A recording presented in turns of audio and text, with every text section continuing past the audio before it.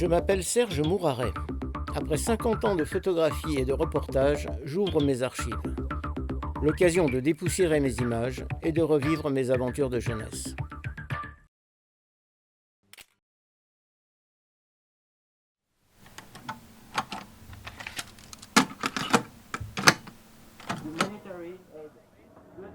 On prend ça au chantier si tu veux. Dans les immeubles, les snipers ont l'œil accroché au viseur. Dans la montagne, les mortiers se sont remis à pilonner. Il est 5 heures, la ville s'éveille. Sarajevo, capitale de l'ancienne Yougoslavie qui avait connu son heure de gloire au moment des Jeux Olympiques d'hiver de 1984, est assiégée depuis 9 mois par les forces serbes. Des combats entre factions armées, des villes bombardées, des réfugiés sur les routes qui fuyaient l'épuration ethnique, tout cela se déroulait à moins de 1500 km de Lyon. C'était l'occasion pour le jeune photographe de presse que j'étais de faire ses premières armes en photo de guerre. Pour rejoindre Sarajevo, j'avais quitté le quotidien régional pour qui je travaillais depuis 3 ans. Informé de mon projet, l'agence parisienne qui diffusait mes reportages avait refusé son appui. Trop de jeunes journalistes avaient perdu la vie depuis le début du conflit. En compagnie de quelques collègues, j'avais embarqué dans un convoi humanitaire qui devait quitter Lyon le 26 décembre 1992 pour apporter aux civils assiégés vivres, vêtements chauds, couvertures et bois de chauffage.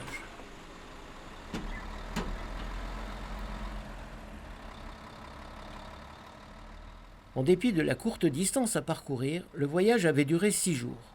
Nous avions traversé les Alpes par le tunnel du Mont Blanc, puis le nord de l'Italie jusqu'à Venise, la Slovénie, où la guerre n'avait duré que quelques mois, et la Croatie jusqu'à Pag, où nous avions embarqué sur un ferry pour Split. C'est anecdotique, mais c'est à Pag que j'avais appris mes premiers mots de serbo-croate, accompagnés du claquement sec de la culasse d'une Kalachnikov qu'on arme. Niemaslika, pas de photo, j'avais vite compris. Par la vallée de la Neretva, nous étions remontés au nord. À Mostar, le vieux pont romain avait sauté lui aussi, coupant la cité en deux. Les villes que nous traversions portaient toutes les cicatrices des combats qui avaient fait rage pendant l'été 91, opposant troupes croates et forces bosniaques. Après une nuit passée dans un camp de réfugiés situé aux portes de Sarajevo, à une trentaine de kilomètres de la ville, nous avions repris la route. Pas pour longtemps puisque le commandement serbe nous refusait un peu plus loin le passage. En ce dernier jour de l'année 1992, le convoi avait trouvé refuge dans un chemin creux, à l'abri relatif des talus.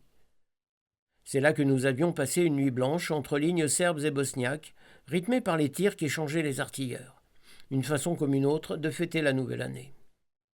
Dans la lumière du petit jour, nous avions constaté, avec un peu d'angoisse rétrospective, que plusieurs obus de mortier étaient tombés tout près de nous. Nous avions eu de la chance. À l'aube, les Serbes nous avaient expédiés rapidement et le convoi avait parcouru sans encombre les derniers kilomètres qui nous séparaient du centre-ville de Sarajevo. Les habitants des quartiers périphériques avaient fui, ou se terraient derrière les fenêtres aux carreaux remplacés par les feuilles de plastique distribuées par l'ONU. Parfois, des gamins surgis de nulle part nous faisaient un signe de la main. Plus rarement, c'étaient des adultes, visages fermés et engoncés dans de lourds manteaux, qui osaient un geste.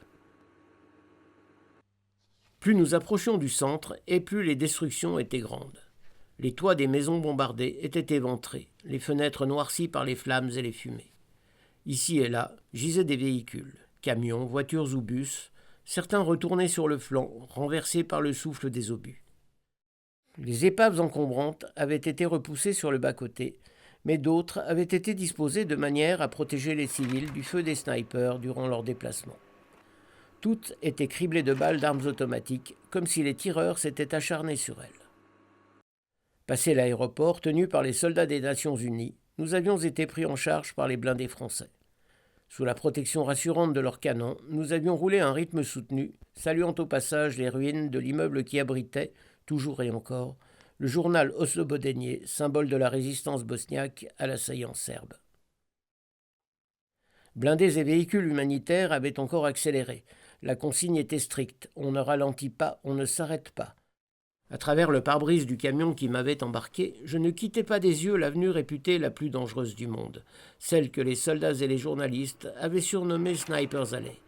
en raison des tirs systématiques qu'essuyaient tous les véhicules qui l'empruntaient. Elle était étonnamment calme ce matin, ce qui ne la rendait pas pour autant rassurante. Il faisait sans doute trop froid ce jour-là pour que les snipers serbes puissent aligner une cible avec le moindre espoir de la toucher. Quelques heures seulement ont passé depuis notre arrivée en ville, mais le réveil me semble déjà bien loin. À la guerre, le temps n'est pas le même. Les heures sont plus courtes et les secondes plus longues qu'ailleurs. Dans une ville en guerre, certains actes banals du quotidien, comme traverser un carrefour, peuvent coûter de graves blessures et au pire la vie.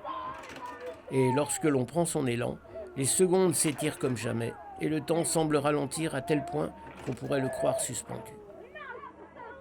Pour ma part, et pendant plusieurs mois après mon retour, je ne regarderai plus du même œil les fenêtres des immeubles environnants lorsque j'attendrai à l'angle d'une rue qu'un feu passe au vert.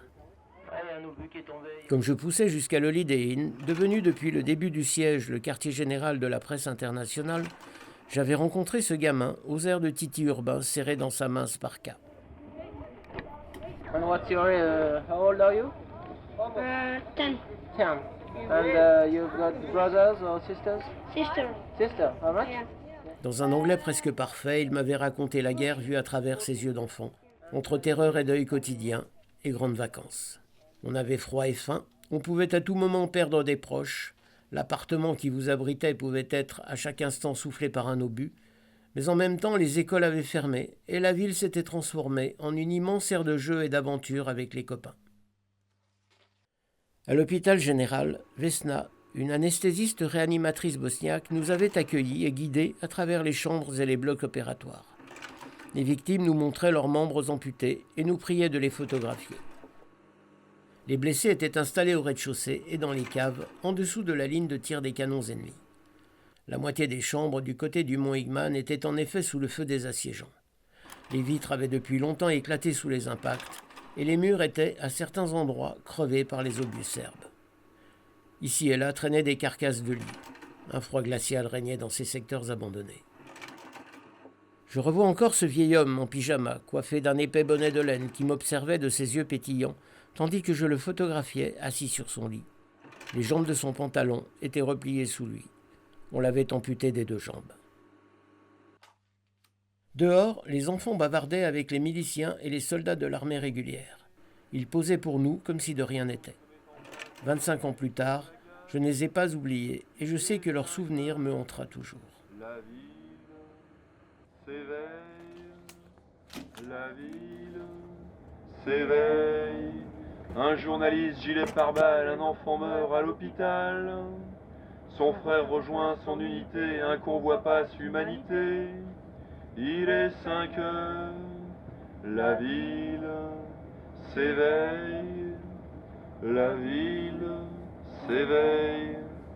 Sarajevo sort de la nuit, Sarajevo reste en Bosnie.